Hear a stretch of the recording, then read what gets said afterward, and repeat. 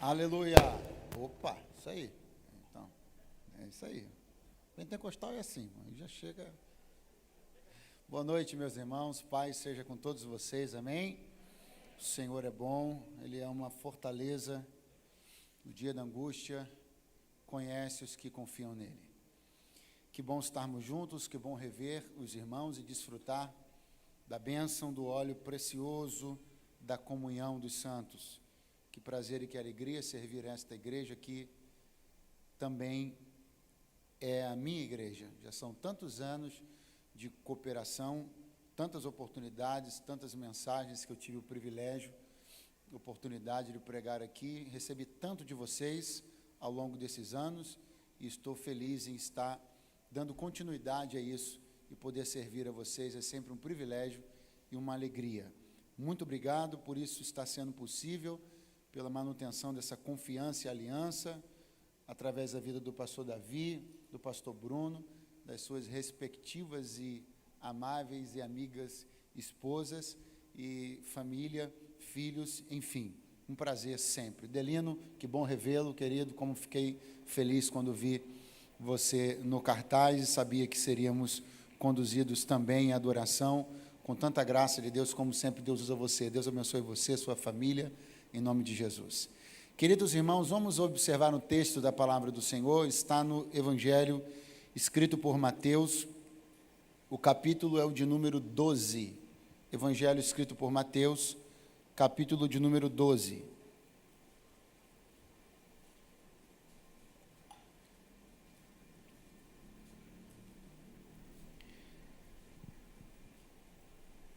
Mateus, capítulo de número 12. Quem encontrou pode dizer bem forte: eu amo a Bíblia. Está escrito: naquele tempo, passou Jesus pelas searas em um sábado, e os seus discípulos, tendo fome, começaram a colher espigas e a comer. E os fariseus, vendo isto, disseram-lhe: eis que os teus discípulos fazem o que não é lícito fazer num sábado. Observe agora o versículo de número 10. E estava ali um homem que tinha uma das mãos mirrada. E eles, para o acusarem, o interrogaram, dizendo: é lícito curar no sábado? E ele lhes disse: qual dentre vós será o homem que, tendo uma ovelha, se num sábado ela cair numa cova, não lançará a mão dela e a levantará? Quantos podem dizer amém esta noite? Quem pode dizer glória a Deus? Queridos irmãos, como você que está olhando a Bíblia, lendo a Bíblia, se alimentando da palavra, observando as Escrituras, particularmente falando dos Evangelhos, já deve ter percebido. Essa turma aqui era uma turma que, de vez em quando, tinha confrontos com Jesus. Esta turma a que eu estou me referindo são os fariseus. Eles eram uma facção da religião judaica, um grupo dentro do judaísmo, que tinha por característica o fundamentalismo, o radicalismo.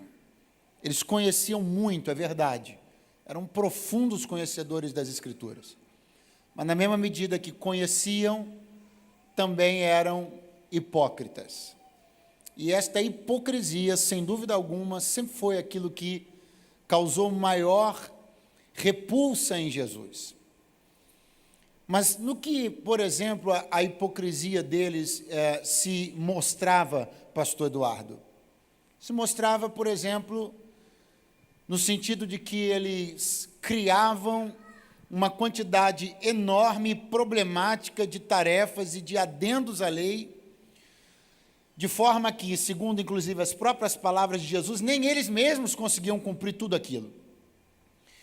E até naquilo que era de fato da lei, de fato pertencente à lei, eles também usavam de uma hipocrisia. Então pegavam um princípio legal, original, verdadeiro, como por exemplo a guarda do sábado, e manchavam isso com hipocrisia. Eles tinham uma forma de ordenar as coisas que era muito contrária a vontade de Jesus e a vontade de Deus Pai. Na ordem que eles estabeleciam as coisas, os rituais estavam acima da vida. Os rituais valiam mais do que a vida, eram mais importantes que a vida, sobrepunham-se à vida. Na visão de Jesus, não. Na visão de Jesus, os rituais estavam abaixo da vida. A vida se sobrepunha aos rituais e não o contrário. É isso que está acontecendo aqui, por exemplo. Nós começamos lendo sobre um texto onde Jesus está passando pelas searas com os seus discípulos, e os discípulos, por uma questão de estarem com fome, logo estamos falando de sobrevivência, de vida, eles colhem espigas num sábado, aí os fariseus vão e perturbam, porque para eles o ritual era mais importante que a vida. Aí logo depois, Jesus está numa sinagoga, tem um homem com uma mão mirrada, uma deficiência, uma questão de vida. Jesus quer curá-lo no sábado, eles encrencam, porque para eles o ritual está acima da vida, mas Jesus vai confrontar e provar, mostrar que a vida está acima do ritual e não o ritual acima da vida. Quem entende isso, diga amém. Ok? O ponto alto desse texto, o ponto culminante desse texto é o verso 8, onde está escrito assim: porque o Filho do Homem até do sábado é Senhor. Isso aqui é uma autoproclamação. É Jesus que está falando isso aqui. Ele diz, porque o Filho do Homem, autoproclamação, até do sábado é Senhor. Então essa história, estas duas histórias que têm uma conexão, uma ligação profética, elas dizem respeito à forma como eles querem usar o sábado como um argumento para atrapalhar que dois milagres, duas bênçãos aconteçam.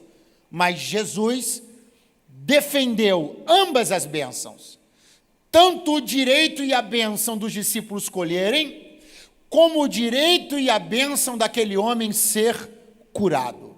Eu quero que você creia, quero que você tome posse de uma palavra. Não importam as forças contrárias, as opiniões contrárias, os pareceres contrários.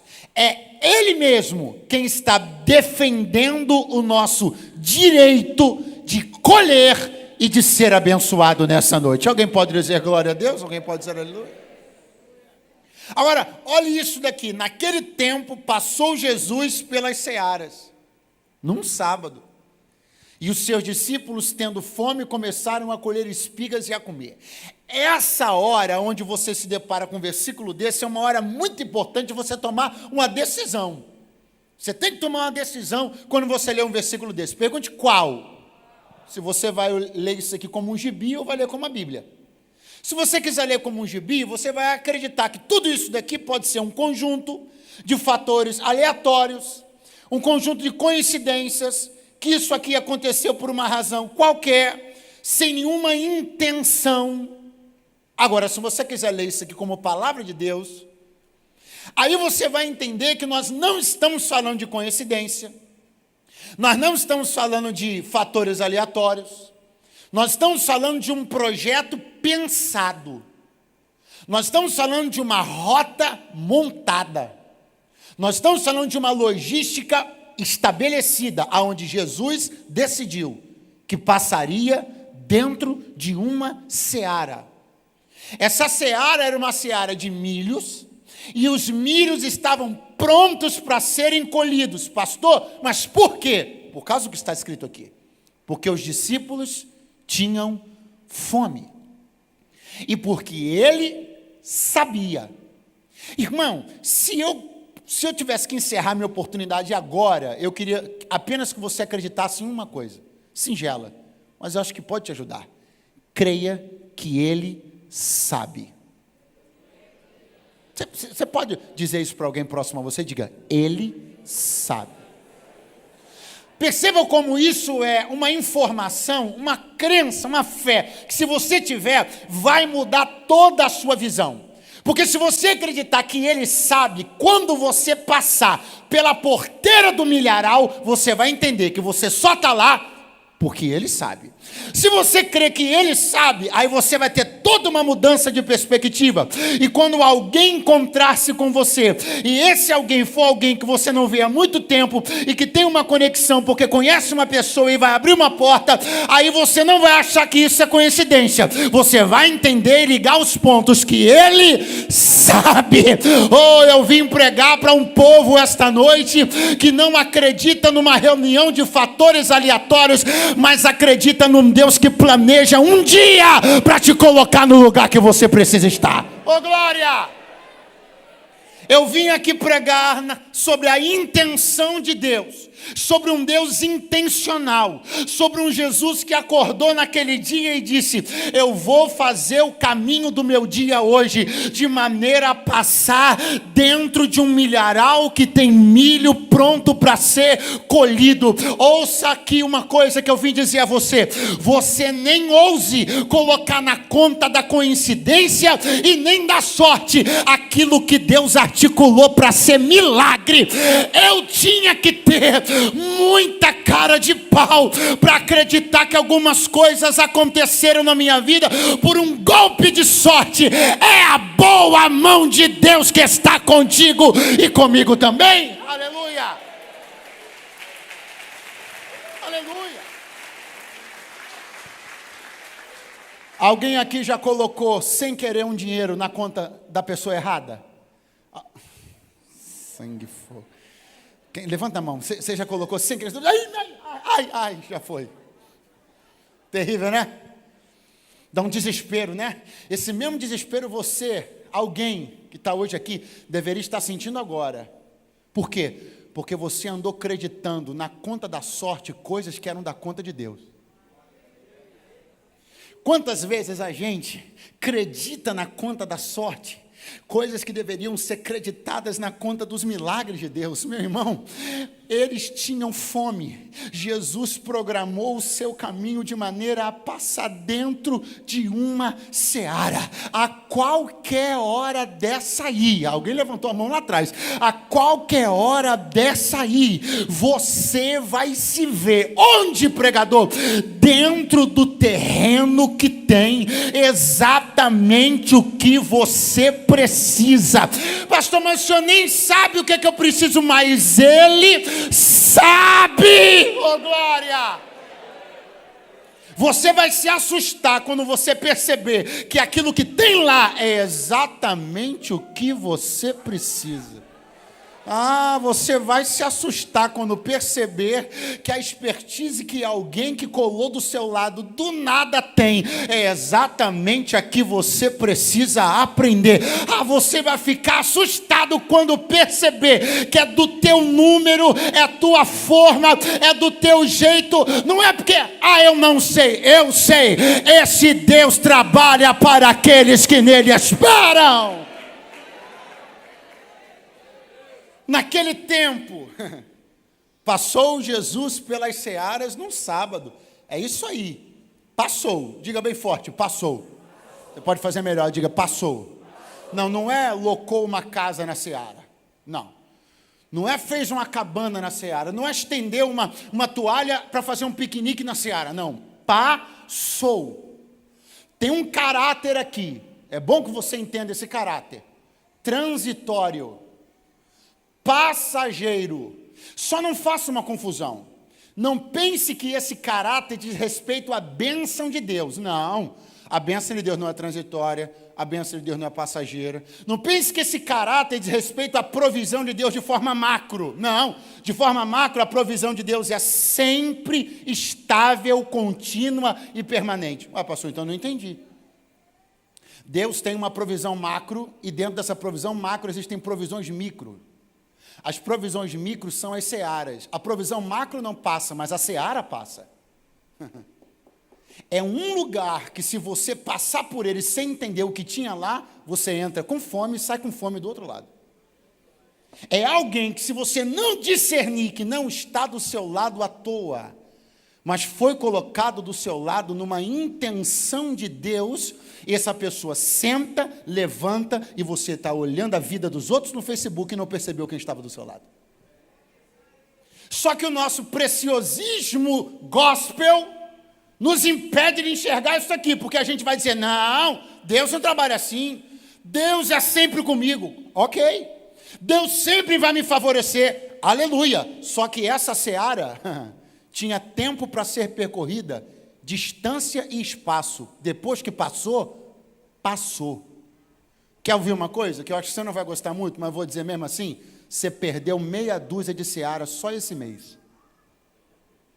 Existem lugares que você passou e nem percebeu a qualidade que eles tinham. Pessoas que cruzaram o teu caminho e você nem percebeu a terra fértil que elas eram.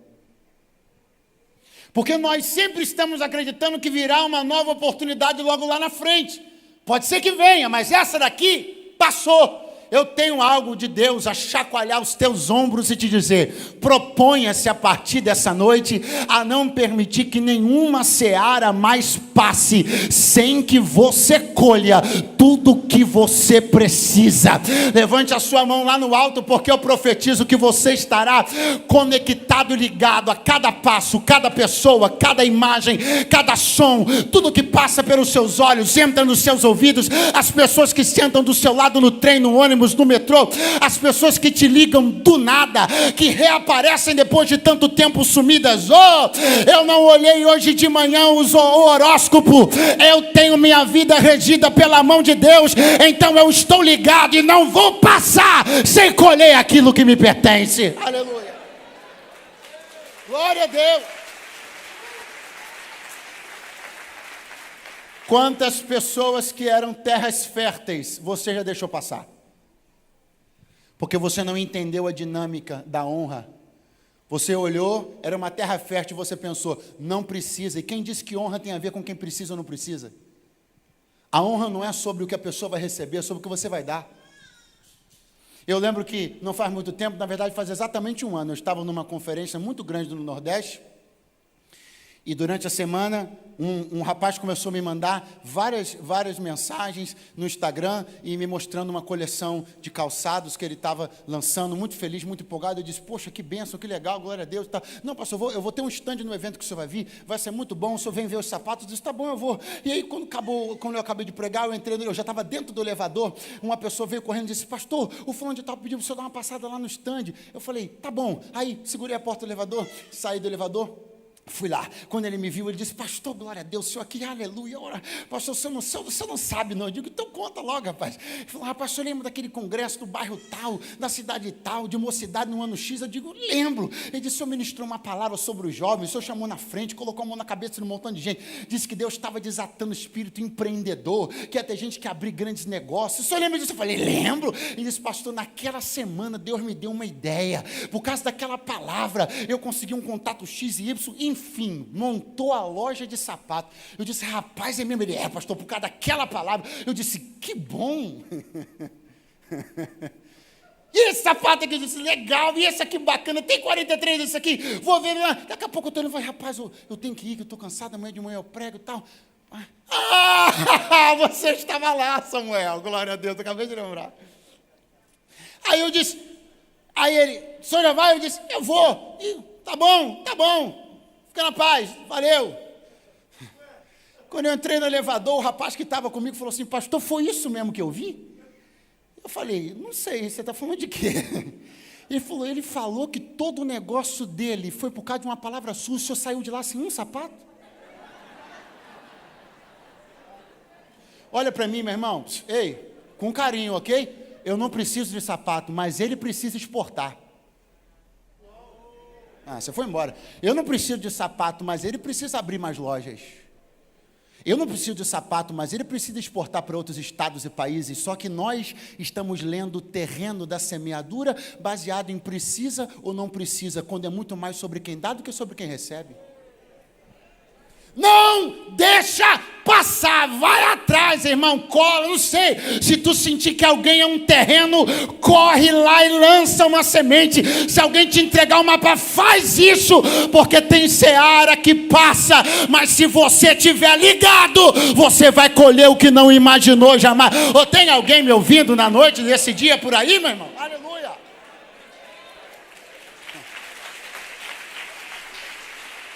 Passou. Naquele tempo passou Jesus pelas searas. Passou. Toda a ideia desse texto está ligada a movimento. Passou. E os discípulos começaram a quê? Colher espigas e a comer. Como?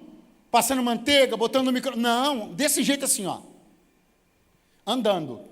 Colhendo, andando. Colhendo, andando. Vê se você aprende uma coisa sobre a quem Deus se sente motivado a abençoar. É sobre isso que eu quero falar. A quem Deus se sente motivado a abençoar. Pergunte, a quem? A quem quer andar. Se você acha que você vai chamar Deus para prover para você, estacionar, esqueça. Deus nunca provê sobre nós quando Ele já sabe que a nossa intenção é usar a provisão para estacionar. Se você planeja usar a provisão para ancorar-se, então desista. Deus não provê para esse tipo de pessoa. Se tem uma coisa que chama Deus para prover sobre você, é você contar para Ele onde você está intencionado a chegar com o que Ele te der. Se você apontar um caminho para Deus e dizer, Senhor, é ali que eu quero chegar, eu quero me mover desse jeito, eu quero abençoar X pessoas, eu quero ser um investidor poderoso do reino, eu tenho esse plano, eu tenho aquele projeto, aí Deus vai começar a te encaminhar pelos milharais. Deus não provê para que a gente fique farto e gordo de bênçãos, Ele provê para que a gente acelere, oh glória. Os discípulos começaram a colher espigas e a comer. Como? Andando, caminhando. A bênção de Deus, ela não pode ser uma âncora. Eu não posso usar o favor de Deus como uma desculpa para ficar ali adulando, adorando, adornando, e olhando, e cuidando, e acariciando, e o tempo passando. O reino de Deus precisa ser estabelecido. Tanta coisa para ser conquistada, mas eu estou parado ali. Você quer ouvir uma coisa? Você sabe por que tem algumas pessoas que não estão hoje aqui? Porque elas estão adorando suas bênçãos. Estão acendendo vela para os seus milagres. Não se assusta não. Elas se tornaram devotos daquilo que receberam. Elas estão idolatrando aquilo que receberam. Aquilo paralisou-as. Deus não está motivado a abençoar essa gente nunca mais. Agora experimente pegar o que Ele te deu e acelerar. Experimente pegar o que Ele te deu e começar a se mexer. Experimente pegar o que Ele te deu e começar a se movimentar. Você vai ter sempre o favor e a mão de Deus para contar. Levanta a sua mão mais alto que você puder. Se tu tens um projeto, conta para Deus. Conta para Ele aonde você está com a intenção de chegar, mediante o que Ele te der, e se prepara. Você vai receber. Naquele tempo, passou Jesus pelas searas num sábado, e os discípulos começaram a colher espigas e a comer, desse jeito, andando, colhendo, comendo, improvisadamente. Escute, improvisadamente. Pastor, mas me fala do cardápio. Só acha que o cardápio é um cardápio fino? Talvez não.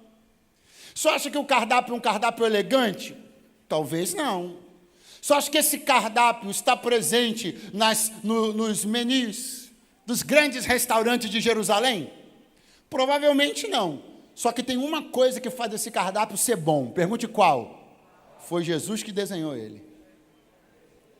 Então a gente precisa logo tomar uma decisão. Ou nós acreditamos que a vontade de Deus é boa, perfeita e agradável, ou paramos de reclamar sobre as coisas que estão vindo do jeito que estão vindo e quando estão vindo. Eu preciso dizer para alguém que o cardápio de Deus não pode ser rejeitado. Eu vim dizer para alguém que é perigosíssimo torcer o nariz diante daquilo que Deus está colocando. E preciso dizer que às vezes o nosso preciosismo apostólico, o que é isso, pastor? É apóstolo orando dizendo assim, esse milho aí, isso não combina com a minha chamada não. Esse milho aí não combina com as promessas que eu recebi não. O nosso preciosismo de filho, não, Deus não vai me dar um negócio desse, Deus não vai mandar uma coisa dessa. Tem coisas tão rudimentares no evangelho, por que a gente não aprende? Ser fiel no pouco. Quantas vezes você já ouviu isso? 1000? Quantas vezes já repetiu 3000? Quantas vezes já praticou? Nenhuma. O milho diz respeito ao princípio, é o cardápio do começo. Ele não define a trajetória toda, ele não é o final da trajetória toda. Deus nunca disse que se resumirá a isso, ele não disse que tem outras coisas, ele não disse que tem não tem coisas maiores, mas é o que está sendo servido agora.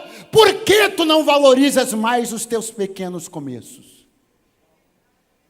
Por que você não entende que aquilo que está vindo da parte de Deus é bom? Aquilo que está vindo da parte de Deus não pode ser negado, não pode ser ignorado. Usa isso para começar, porque com milho e Deus tu já tem mais do que reis e príncipes e banquetes. O que tu precisa é dele. Se ele te deu, pega e vai. Aleluia. Eu vim perguntar para alguém o que você está esperando para começar, porque você ainda não começou.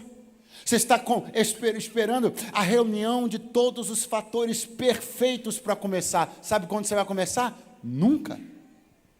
O que você está esperando para se casar? Não vai embora não, fique aí agora.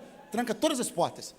O que você está esperando para fazer esse namoro virar noivado, esse noivado virar casamento? A reunião de todos os fatores favoráveis, os níveis acadêmicos todos cumpridos, a casa própria comprada, de preferência um ótimo apartamento, de preferência uma casinha de campo também lá em Itaipava, ou então uma casa de praia lá em Búzios, e os fatores todos precisam estar reunidos e perfeitos, e a filha dos outros sendo enrolada na mão de malandro que quer tudo perfeito. Deus me trouxe aqui para dizer uma coisa para alguém: por que tu não ousa começar? Por que tu não ousa crer? Por que tu não diminui um pouco essa tua lista de exigências? E sendo com decência, com ordem e com dignidade, tu não começa? Porque se você está achando que as pessoas que você vê hoje, que você reputa serem pessoas de sucesso, se você pensa que elas começaram com tudo, você está totalmente equivocado. Creia mais nesse cardápio. Creia mais no que está sendo oferecido por Deus para você agora. Pegue isso e vá, porque no mínimo uma coisa boa vai acontecer. Qual? Você vai construir uma história, vai construir um testemunho, vai ter uma escalada, vai ter uma escala ascendente para contar, vai olhar um gráfico da vida e ver que começou no milho, mas terminou no banquete. Tem que começar, aleluia. Começa, meu irmão. Porque o Delino falou aqui que Jesus era muito bíblico nas suas respostas, e de fato era. E Jesus tão bíblico quanto era nas suas respostas, eu penso que se algum discípulo marrento tivesse ousado torcer o nariz para aquele milho, Jesus teria dito: tu não conheces a história da irmã Ruth? Pelo visto, tu também não conheces. A irmã Ruth, a nora da Noemi. A irmã Ruth que estava pobre de Marredeci. Aquela irmã Ruth que foi lá para Moabe, sem lenço, sem documento, sem emprego, sem dinheiro, sem marido, sem nada, e foi parar num campo colhendo espiga. Não era do pé não, caída do chão. Colheu uma, colheu duas, colheu três, colheu quatro. Mas o fazendeiro, o dono da fazenda, era um solteirão de meia idade. Você devia ter crido, minha irmã. Passou a seara, você não percebeu, mas vou te dar outra chance. O dono da fazenda era um solteirão de meia idade. Eu sei que você está sem graça de dar glória, mas Deus está vendo a tua aflição, aleluia. O solteirão de meia idade, Boaz olhou para ela, olhou para ele, os dois se apaixonaram, eles casaram-se. E a catadora de milho tornou-se dona da fazenda. É porque não é a tua história, né? Porque você não está dando glória a Deus.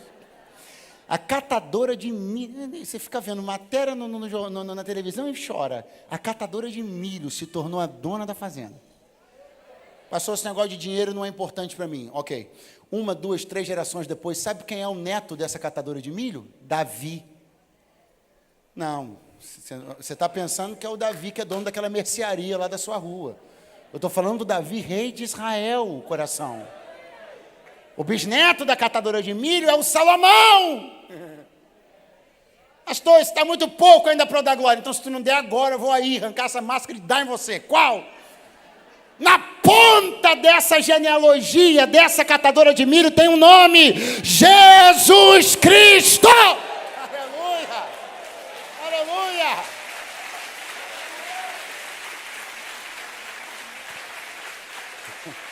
Então, eu penso em Jesus olhando para o discípulo folgado, dizendo, cara, na minha família tem catador de milho, e eu estou aqui, e você está torcendo o nariz para o cardápio que eu estou te colocando? Naquele tempo, eu começo a concluir, passou Jesus pelas searas, num sábado, os discípulos começaram a colher espigas e a comer, e os fariseus ficaram perturbados com a colheita dos discípulos, e eles dizem assim, olha, os teus discípulos fazem o que não é lícito fazer num sábado, colhendo espigas, sábado não pode, atenção, criação de um problema teológico. Isso aqui é muito importante. O que os fariseus criaram? Um problema teológico para desmerecer a colheita dos discípulos. Eles acham que não pode colher e criam um motivo teológico para desmerecer o direito dos discípulos de colherem. Só que eles quiseram discutir Bíblia logo com Jesus. Jesus disse, vocês não conhecem nada de Bíblia? Vocês não leram que quando Davi entrou no santuário, estava ali sobre a mesa os pães da propiciação, que não era lícito comer nem ele, nem os seus amigos, senão o sacerdote, mas ele e os seus amigos todos comeram, não fez mal para ninguém. Por quê? Porque a vida está acima do ritual, e não o ritual acima da vida. Mas eu chamo a sua atenção, levo você à observação dessa prática sistemática e irritante dos fariseus. Qual? Questionar as colheitas. Desmerecer o direito dos discípulos de colher. Criando, inclusive, problemas teológicos que desmerecem a colheita que os discípulos estão tendo. Porque, no fim das contas, a questão se resume a uma coisa. Qual? Eles não suportam ver os discípulos colhendo. Ouça-me, se você esperar a aprovação dos fariseus para começar a colher, você não vai colher nunca. Se você esperar a concordância dos fariseus para começar a viver milagres, você não vai viver nunca, porque a natureza deles, a essência deles é da discórdia. Eles sempre vão tentar desmerecer o seu e o meu direito de colher. Vão apelar para tudo quanto é coisa, até para a Bíblia eles vão apelar. Mas eu não vi Pedro, não vi Tiago, não vi João, não vi Filipe, não vi Bartolomeu, não vi nenhum deles se defenderem. Eu vi Jesus defendendo o direito dos seus discípulos de colher. Então, fecha a boquinha, porque Deus me trouxe para te dizer, o teu trabalho é colher, o meu é defender o teu direito. Aleluia! Não entre em discussões infundadas. Não tente convencer gente de mente pequena sobre colheita grande, ele não vai entender, não cabe na cabeça dele. Ele não tem fé, não vive fé, não tem experiência de milagre. Ele conhece a letra, mas não tem o espírito, não tem vida naquilo que ele conhece. E me assusta e me admira demais que muita gente congregue-se em lugares como esse, onde uma palavra de fé é pregada, onde seus pastores e líderes vivem o que pregam, vivem a fé, fomentam e despertam a sua fé ativa, prática, pujante, porque também vivem isso. E quando nós estamos envolvidos nessa dinâmica de fé, quando estamos mergulhados nessa dinâmica de fé, a gente sai daqui e de repente uma conversa atravessada de um fariseu. E as nossas campanhas já começam a ser repensadas, nossa oferta já começa a ser repensada, escrever testemunho, já começa. Por que você revê os seus conceitos mais fundamentais por causa da conversa dos fariseus? Você não deveria dar nem like para eles. Você não deveria dar views no YouTube para essa gente que não tem fé, que tripudia da nossa fé, que escarnece a nossa dinâmica de fé, porque são frios, são sepulcros caiados, eles não têm vida, não têm prática, não têm testemunho, são perturbadores de gente que tem fé como eu e você. Então eu tenho um grito para dar no pé da sua orelha: para de dar atenção e cartaz para essa gente. Ouve a voz de Deus e a dos teus líderes. Ouse crer, aprofunde-se no mundo da fé. Mergulhe no sobrenatural. Eles batem porque não vivem, mas nós sabemos o que estamos vivendo dia após dia. Aleluia. Glória a Deus.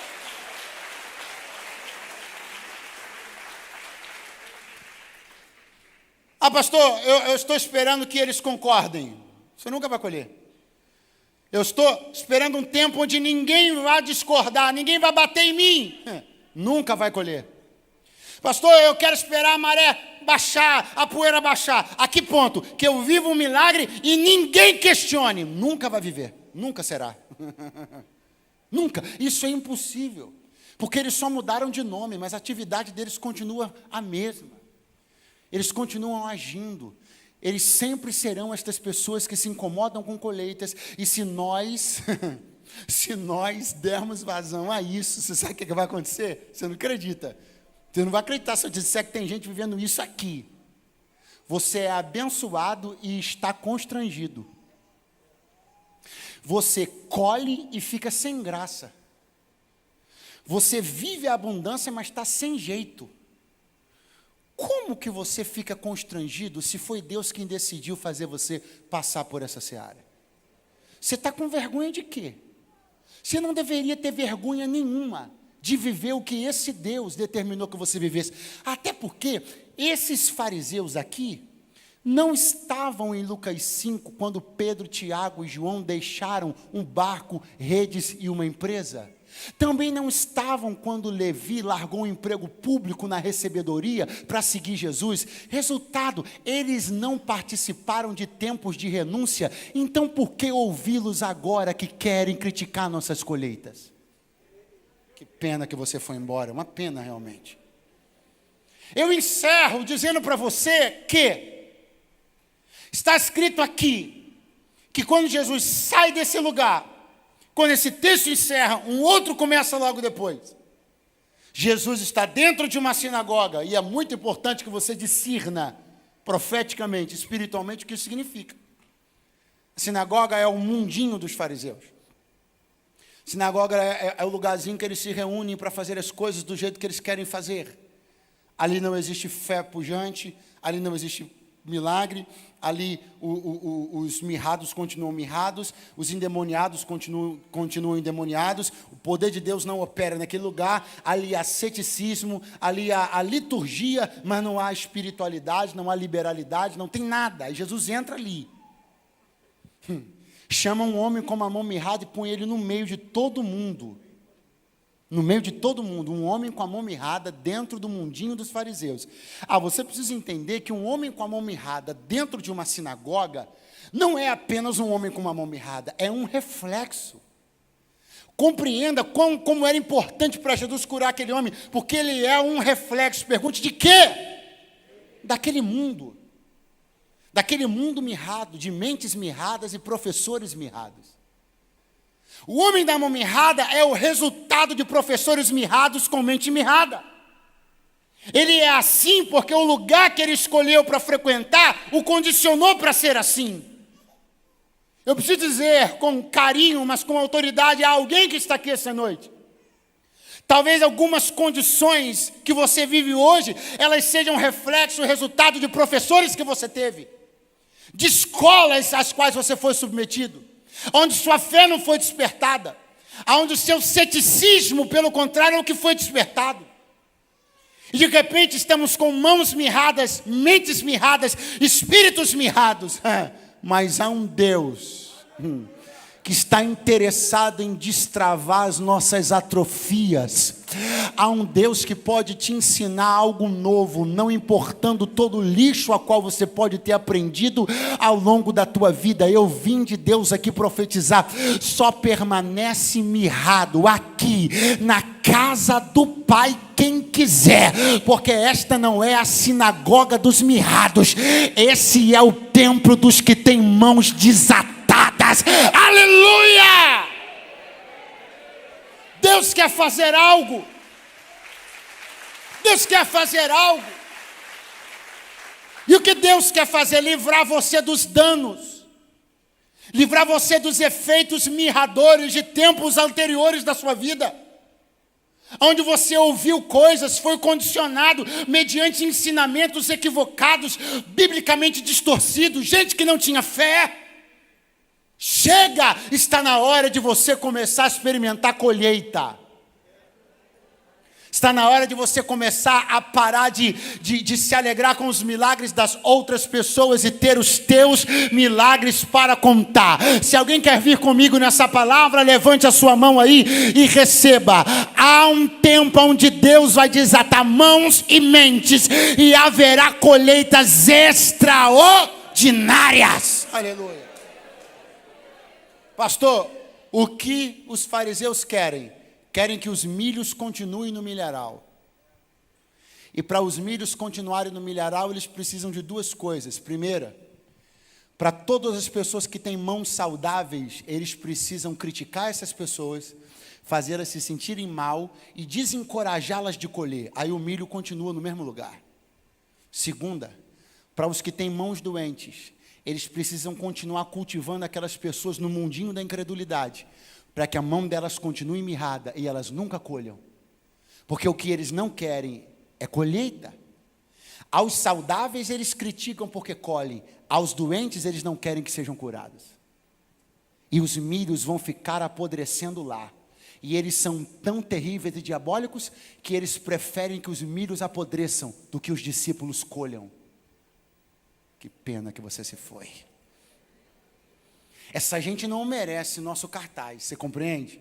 Porque ele prefere que o milho apodreça no milharal a ver discípulo colher. Ele fica desesperado, mas Jesus está se levantando e dizendo: eu sou o Senhor do sábado, sou o Senhor das colheitas, sou o Senhor das searas. É tão lindo porque Jesus está dizendo assim: porque o Filho do Homem diga até, muito fraco, diga até do sábado é Senhor. Eu creio que Ele é Senhor da segunda, de segunda a sexta e volta a ser Senhor domingo. Não! O Filho do Homem, Jesus diz, até do sábado é Senhor. Não são vocês que dizem até onde eu vou. Eu digo até onde eu vou, sou eu que digo. Sabe o que está atrapalhando muita gente de viver algumas coisas em Deus? Você está deixando as pessoas definirem até onde Deus vai na tua vida. São eles que estão dizendo: Deus só vai até aqui contigo. São eles que estão dizendo: nesse tipo de assunto eu acho que Deus não intervém. Esse tipo de coisa eu acho que Deus não faz. Deus me trouxe aqui para te fazer uma pergunta. Você sabe até onde eu vou? Até onde você acreditar. Se você só acreditar até aqui, eu vou até aqui e volto. Mas se tu acreditares que até do sábado sou Senhor, se tu acreditares que até dos negócios sou Senhor, se tu acreditares que até da política internacional eu sou Senhor, se tu acreditares que até sobre moedas estrangeiras, independentemente de desvalorização de moeda nacional, até sobre isso eu sou Senhor, então se prepara, porque tu conhecerás o El Shaddai, o Deus Todo-Poderoso. Aleluia!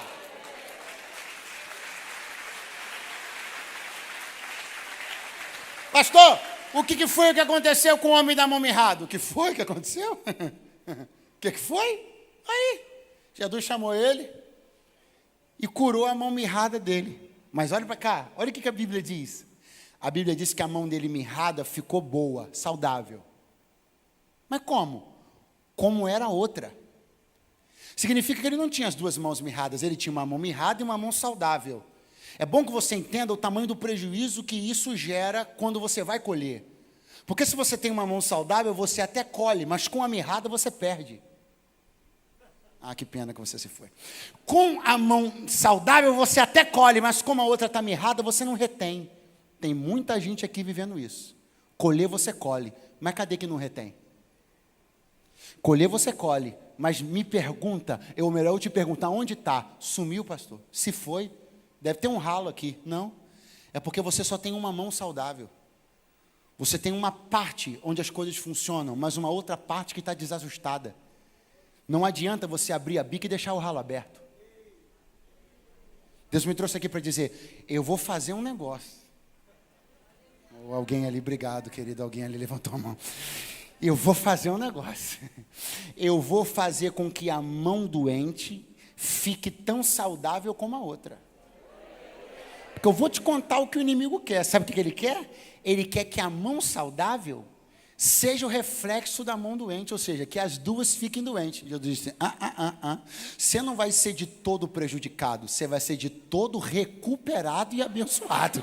Não é a mão boa que vai ficar ruim como a outra, é a mão ruim que será curada e ficará boa como a outra. Eu estou profetizando completude.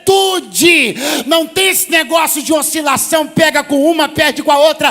Vai ter colheita e vai ter retenção. Tem alguém para crer comigo nessa palavra? Pastor, os discípulos colheram? Colheram. Que dia? Num sábado. O que o senhor tem a dizer sobre isso? Que o sábado serviu os discípulos. Repete, pastor, repito. Os discípulos colheram? Colheram. Que dia? Num sábado. O que o senhor tem a dizer sobre isso? O sábado serviu os discípulos. Ué, pastor, peraí. Você falou que foi Jesus que disse que era o Senhor do sábado. Verdade. Os discípulos não são senhores do sábado. Quem é Senhor do sábado é Jesus. Ah, pastor, então quem é servo? Quem é o servo? O sábado. E o sábado serve a quem? Ué, o Senhor dele é Jesus. Mas você não disse que o sábado serviu os discípulos? Disse. Por quê? Porque o Senhor é o mesmo. O que você precisa entender é que as coisas e pessoas não precisam se tornar suas servas para te servirem. Porque se tu serves a Deus,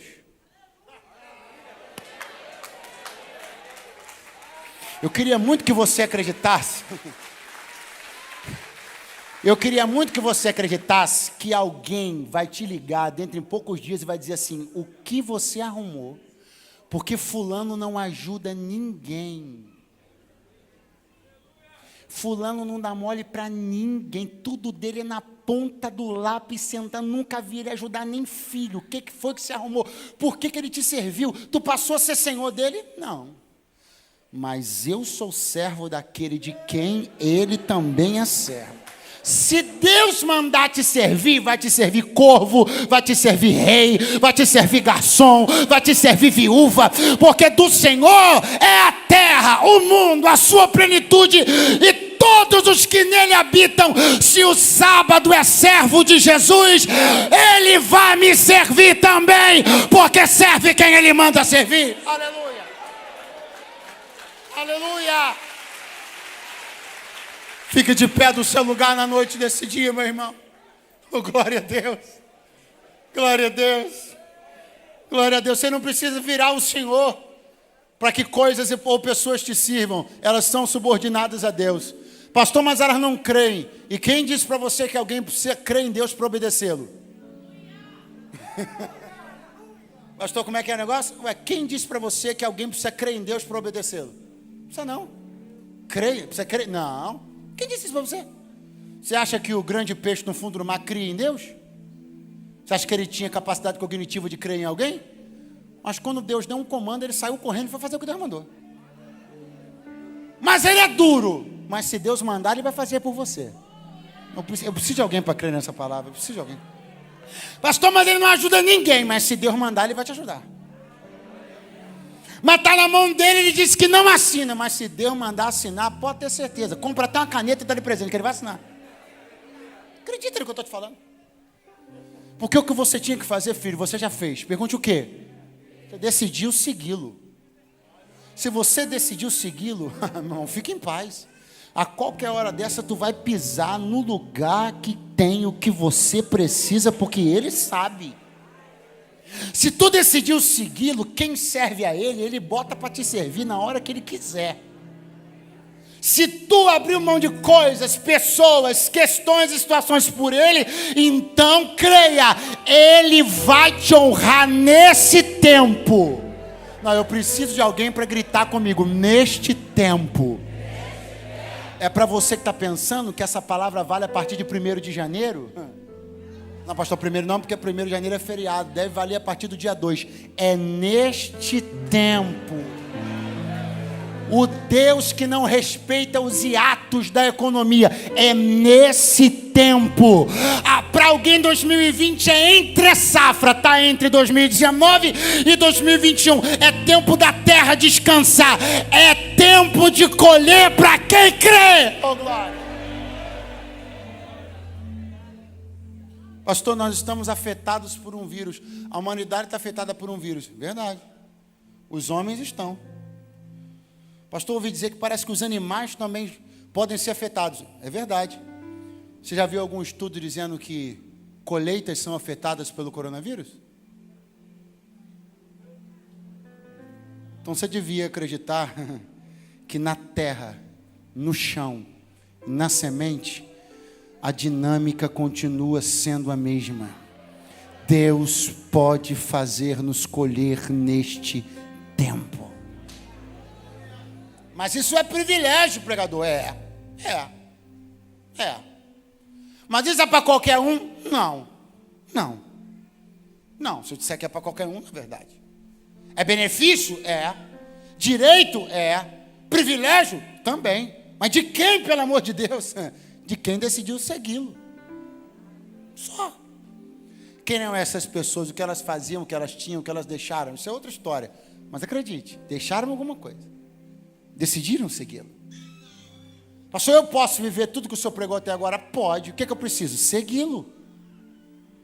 Mas dá para viver tudo isso aí agora? Já dá. O que eu preciso? Segui-lo. Você precisa parar de seguir mandingas, parar de seguir fórmulas mágicas. Você precisa parar de seguir charlatões na internet e começar a seguir Jesus de Nazaré. Se tu seguires o Filho de Deus, é só ir para onde ele for. Não questiona, não duvida. Se ele pular, tu pula. Se ele ficar, tu fica. Se ele correr, tu corre. Segue ele, porque aonde ele for, tu tá na boa. Aonde é que você está? Ah, pastor, estou ali, ó, seguindo fulano. Onde é que você está? Estou ali, ó, seguindo a receita de milagre mágica Onde é que você está? Eu estou ali, seguindo. Você quer hoje sair aí de onde você está, seja o ponto que for da vida, seja atrás de quem você estiver. Você quer sair, vir para cá. Para onde, pastor? Para essa fileira aqui. Daqueles que seguem, servem e amam ao Senhor Jesus. Ah, pastor, eu quero, porque eu já estou percebendo que quem eu estou seguindo, tem só mentira, tem só engano. Eu quero seguir aquele que é o caminho, a verdade e a vida. Você quer? Então faz uma coisa, então, me dá um sinal com a sua mão onde você estiver agora aí. Você nunca teve uma experiência com Jesus Cristo? Você nunca seguiu a Jesus? Você nunca foi crente na sua vida? Você quer fazer isso? Provar e ver de que o Senhor é bom. Para de especular, vem provar. Você quer provar? Eu quero, pastor. Tu tem coragem para isso? Eu tenho. Então me dá um sinal com a tua mão agora, onde você estiver. Aonde está a primeira pessoa que quer tomar uma decisão hoje de seguir a Jesus? Para de seguir tudo que você seguiu até hoje. E começa a seguir Jesus Cristo. Você quer hoje? Você quer seguir Jesus hoje? Pastor, eu quero. Me dá um sinal com a tua mão. Não importa, você pode estar lá no fundo. Eu vou esperar você chegar aqui com todo o prazer e alegria do mundo. Onde você está? Onde você está?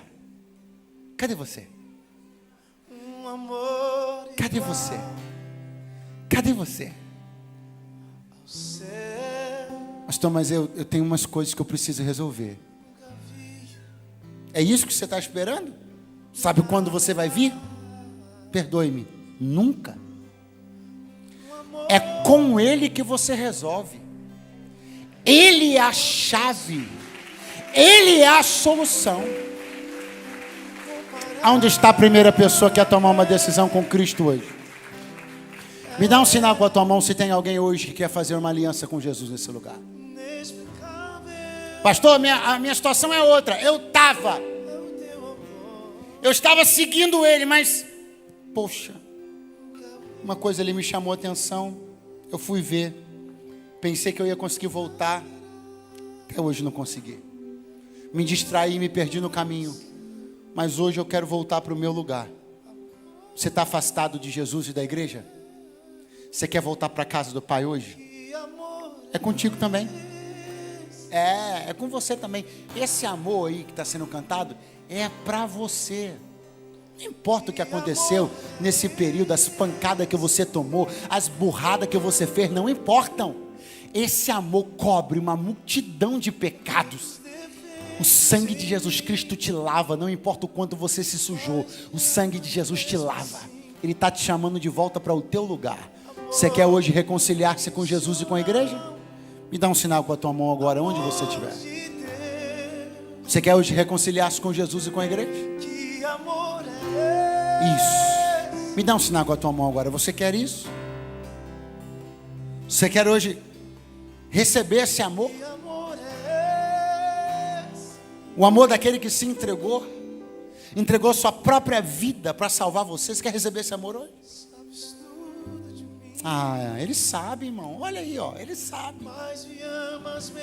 E ele vai te conduzir para onde você precisa estar.